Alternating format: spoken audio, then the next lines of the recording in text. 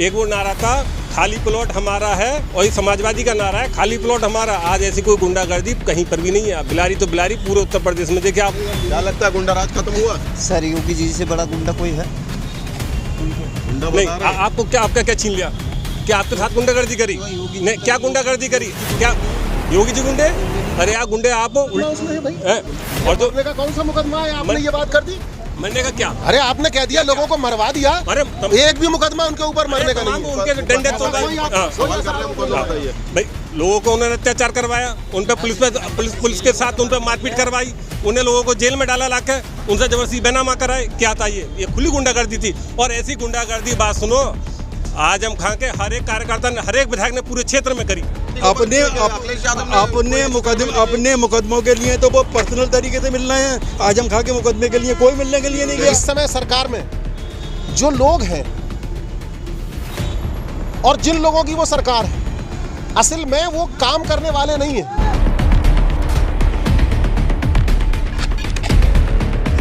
ये देश नहीं बिकने दूंगा, सौगंध मुझे इस धरती की, प्रधानमंत्री का ये नारा था। लेकिन धीरे धीरे प्राइवेटाइजेशन कर, प्राइवेटाइजेशन में दिक्कत क्या आती है आप समझे ना। प्राइवेटाइजेशन होने में क्या दिक्कत है? आज स्कूल प्राइवेट हैं, गाड़ी प्राइवेट चल रही हैं, सरकारी कर्मचारी पढ़ाने को तैयार नहीं है। स्कूल में भी आप देखते हैं वो पढ़ाने को कहाँ तैयार होता है।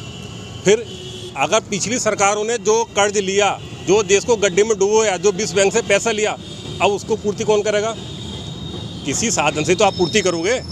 अगर जो निगम हमारे घाटे में जा रहे हैं, या जो कर्मचारी करने के लिए देश की संस्थाओं को बेचा जाएगा। संसाधन कौन बेच रहा है? 60 अरब की अभी बेची है। देखिए इसे प्राइवेटाइजेशन करने में क्या दिक्कत क्या आती है? आप अपने घर का काम कराते हो, किससे कराते हो? प्राइवेटाइजेशन से जाते हो ना। आप रोडे बस में कहाँ सफ़र कर रहे हो? आप अपनी गाड़ी से जाते हो। विधायक जी के बच्चे कहाँ जा रहे हैं पढ़ने? सरकारी स्कूल में जा रहे हैं क्या? क्यों नहीं बेचते अपने यहाँ? अगर सबको सरकारी चाहिए तो सरकार के उसमें काम करना पड़ेगा।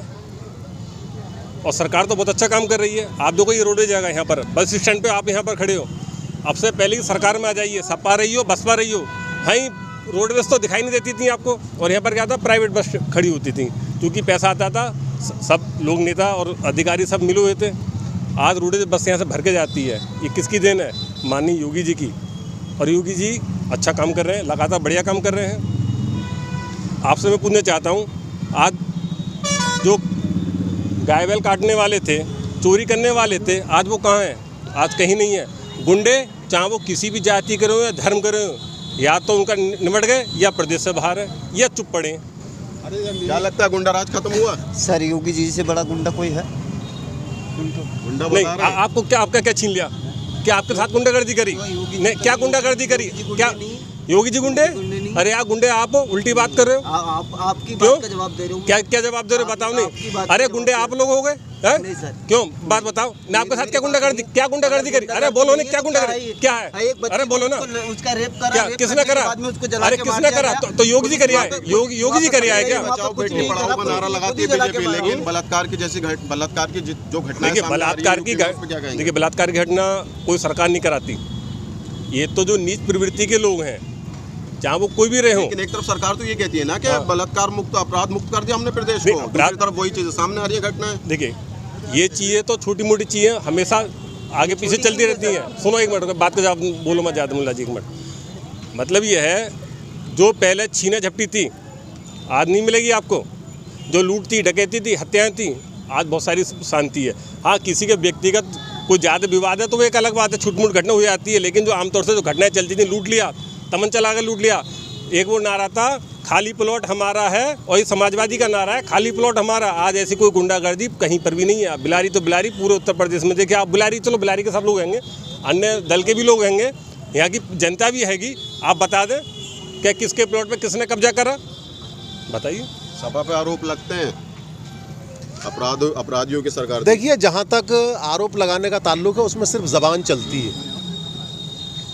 और जब हम किसी चीज़ की अच्छाई की बात करें, जब हम उपलब्धि की बात करें और लोगों के बीच जाने की बात करें, तो वो आम लोग अपने उन आम कामों के मामले में ये बैलेंस करने की कोशिश करते हैं, ये देखने की कोशिश करते हैं कि आया हमें इस 4.5 साल में, इस 5 साल में अब क्या मिला और हमें अब क्या करना है। यहाँ पर मेरे सामने अभी जिक्र चला निजी संस्थान का, निजीकरण का और उस प्राइवेटाइजेशन का। देखिए सबसे ज़्यादा ज़रूरत स्वास्थ्य के क्षेत्र में होती है। मेरे इस देश का अगर मैं आम तौर पर पूछूं कि सबसे अच्छा संस्थान इलाज के नाम पर कौन सा है, तो आम तौर पर लोग कह देंगे एम्स। जो निजीकरण का समर्थन करने वाले हैं, क्या उस एम्स की टक्कर का कोई निजी संस्थान जो चिकित्सा देता हो उसे बता सकते हैं? जब हम बात करें इंजीनियरिंग में, तो किसी निजी कॉलेज की बात नहीं होगी, किसी निजी शिक्षण संस्थान की बात नहीं होगी, बल्कि कहा जाएगा IIT सबसे बेस्ट है। तो वो तभी बेस्ट है जब वो सरकारी है। असली चीज़ ये है कि इस समय सरकार में जो लोग हैं और जिन लोगों की वो सरकार है, असल में वो काम करने वाले नहीं हैं और ना ही उन्हें काम करने पर लोगों ने वोट दिया है। उन्होंने इरादे दिखाए थे, वादे दिखाए थे, लंबे चौड़े झूठ बोले थे। आज है उन्हीं वादों का और उन्हीं इरादों का परीक्षण करने का वक्त। चाहे वो शिक्षा के क्षेत्र में हो, चाहे रोजगार के क्षेत्र में हो, चाहे विकास के क्षेत्र में हो, चाहे अपनी उन तमाम बातों के उसमें हो कि हम डॉलर को सस्ता करेंगे, हम पेट्रोल को सस्ता करेंगे, हम काला धन बाहर से वापस लेकर आएंगे, यहाँ आतंकवाद की कमर तोड़ देंगे। ये तमाम ऐसी चीज़ें थी, लेकिन जब हम उसे धरातल पर लेकर आते हैं, अब जब हम उपलब्धि की बात करते हैं और अब जब हम उनका आकलन करते हैं, तो जो डॉलर 40 रुपये का करने की बात की गई थी वो 80 को पकड़ने वाला है। जिस पेट्रोल को 35 रुपये लीटर देने की बात की गई थी वो 100 को पार कर गया है। जिस काले धन को विदेश से लाने की बात की गई थी वो अब डबल हो गया है। 2 करोड़ रोजगार हर साल देने की बात की गई थी, तो वो जहां तक देने का ताल्लुक है वो सारे के सारे खत्म हो गए हैं। रहा होर्डिंग का मामला, इन सारे होर्डिंग के मामलात में मैं केवल और केवल एक ही बात कह सकता हूं, हमारी जो इस समय की सरकारें हैं अधिकतर, और खासकर भाजपा की सरकारें, उनके जो सर्वे सर्वा हैं वो भी, अगर हम मुख्यमंत्री की बात करें तो वो मुख्य प्रचार मंत्री, अगर हम प्रधानमंत्री जी की बात करें तो वो मुख्य प्रचार प्रधानमंत्री हैं, और प्रधान क्या वो परिधान मंत्री भी हैं, वो घूमने वाले मंत्री भी हैं। तो चाहे तो घूमे हैं तो विदेश में लगाइए कि जैसे किसी विदेश के लोग आने वाले हैं, हमारे अपने देश के नहीं आ रहे हैं। कुल मिलाकर जिस उद्देश्य के लिए और जिन कामों के लिए वो आए थे, जिस निजीकरण की बात हो रही है, जिस दिन वो वोट मांग रहे थे बनने से पहले की, जब हम उनकी तकरीरें देखते हैं तो हम तो उसका समर्थन करते हैं। वो जिस समय के मुख्यमंत्री थे, मैं स्वयं जाती तौर पर जब आज की सरकार का आकलन करूंगा तो मुख्यमंत्री नरेंद्र मोदी जी का समर्थक हूं मैं, उनके हर उस बयान का जो मुख्यमंत्री रहते हैं उन्होंने केंद्र सरकार के खिलाफ दिया, और आज उसी के पैमाने पर मैं चाहता हूं मुख्यमंत्री जी उनको प्रधानमंत्री जी की हैसियत से तोल लिया जाए। देखिए ठीक दिक्कत क्या मैं आपको बताऊं, दिक्कत क्या समाजवादी की दिक्कत ये है कि जो लूट, जो खसोट, जो डकैती यहाँ पिछले दिनों पड़ी, वो अब तो कुछ हो नहीं रहा। नेता खाली बैठे, मिल तो कुछ है नहीं रहा। और माननीय मुलायम सिंह और उनके बेटे सुपुत्र माननीय अखिलेश यादव, वो परेशान है क्योंकि उन्हें नाच गाने की व्यवस्था उनकी खत्म कर दी बीजेपी सरकार ने। अब नाच गाना नहीं चल रहा, अब काम चल रहा, डंडा चल रहा, चाबुक चल रहा और ईमानदारी से काम चल रहा। अब ये लोग छटपटा रहे हैं, काम तो है नहीं, और छटपटा रहे हैं कि सत्ता आए कैसे। 4.25 साल से शांति से बैठे हैं। माननीय आजम खां जी जेल में, बताया तो सही, माननीय अखिलेश जी कितना देख के आए, अब जा रहे हैं दिखावा करने। आजम खां का मुद्दा उठाया इन्होंने, लगातार आरोप लगेंगे राष्ट्रीय स्तर से कोई। जहां तक आजम खां साहब के साथ इनकी हमदर्दी है, इन्होंने उसका जिक्र किया, मैं इनका शुक्रिया अदा करता हूं कि इन्होंने ये कहा कि ठीक है आजम खां जेल में, उनकी खैर खबर लेने के लिए नहीं गए। बहुत अच्छी बात है। हमारे ये माननीय दोस्त KP सिंह जी उनका हमदर्दी रखते हैं, मैं इनका शुक्रगुजार हूँ।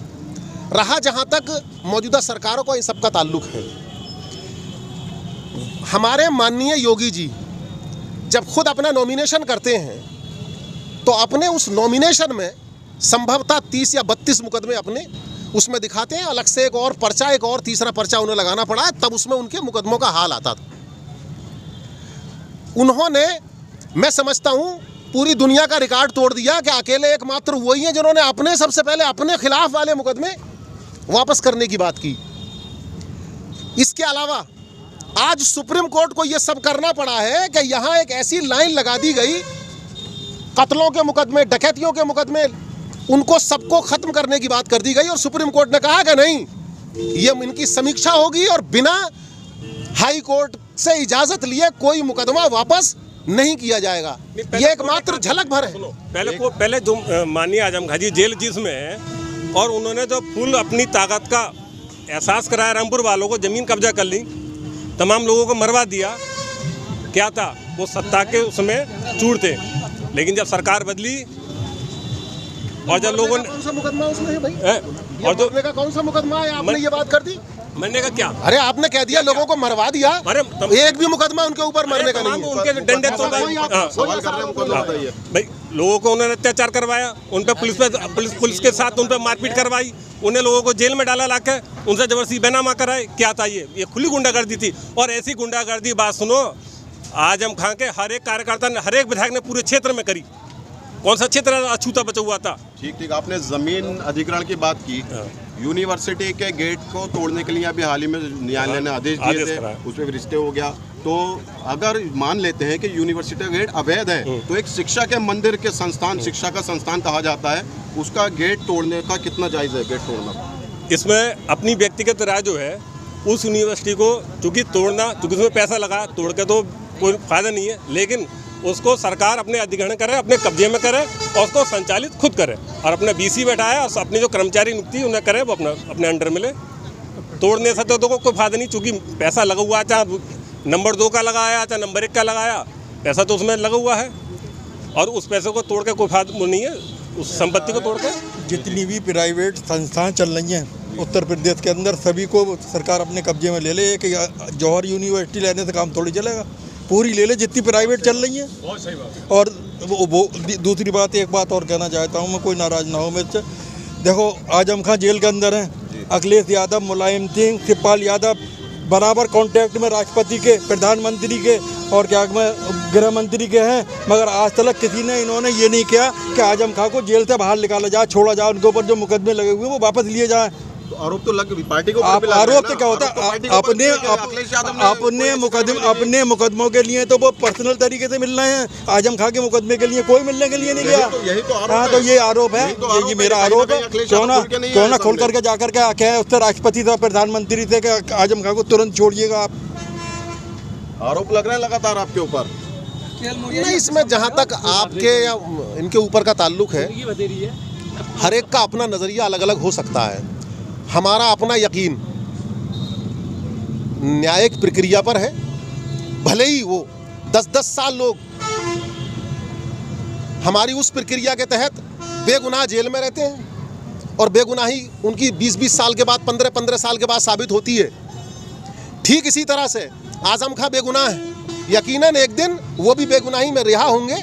उनका भी एतबार न्यायिक प्रक्रिया पर है, हम लोगों का एतबार भी न्यायिक प्रक्रिया पर है। जिनका एतबार न्यायिक प्रक्रिया पर नहीं था, वो अपने और अपने तमाम समर्थकों के, चाहे वो कातिल रहे हों, चाहे वो डकैती वाले रहे हों, चाहे वो जिस तरह के लोग रहे हों, चाहे दंगा भड़काने वाले रहे हों, उनके एतबार कब होता है? देखो, हर न्यायिक प्रक्रिया पे लोगों ने आपत्ति करी है। जो भी देश सुप्रीम कोर्ट ने जब भी वो दिए विषय दिए, इनकी तुरंत प्रतिक्रिया आती है कि हम सब विश्वास नहीं करते। अरे विश्वास किस पे करोगे? देश के संविधान पे अगर आप लोग विश्वास नहीं करते तो किस पे करोगे? जैसा मैं आपसे पूछा, नहीं, सबका साथ सबका विकास का बीजेपी लगातार बातें करती है। जंतर मंतर पे हाल बीते दिनों कुछ पहले जंतर मंतर पे विशेष समुदाय के लिए नारे लगाए जाते हैं, उसके बाद पूरे देश में इसका उदाहरण मैं आपको ही देता हूँ, इसका उदाहरण मैं ही देता हूँ आपके लिए। आपके कैमरे पर सबका साथ सबका विकास अगर न होता तो ये कैमरा आप मुझसे नहीं चला पाते और नहीं मुझसे पूछ पाते। ये सबका साथ सबका विकास, सबको समानता का अधिकार, सबको बोलने की आज़ादी और सबके साथ काम करने की आज़ादी सुनो भारतीय जनता पार्टी ने दी है। और आप पिछली सरकार में आ जाते ना और ये लेकर कहते हैं हाँ साहब बताइए समाजवादी के खिलाफ में, तो भाई साहब तुरंत मुकदमा लिख के आपको अंदर डाल दिया था।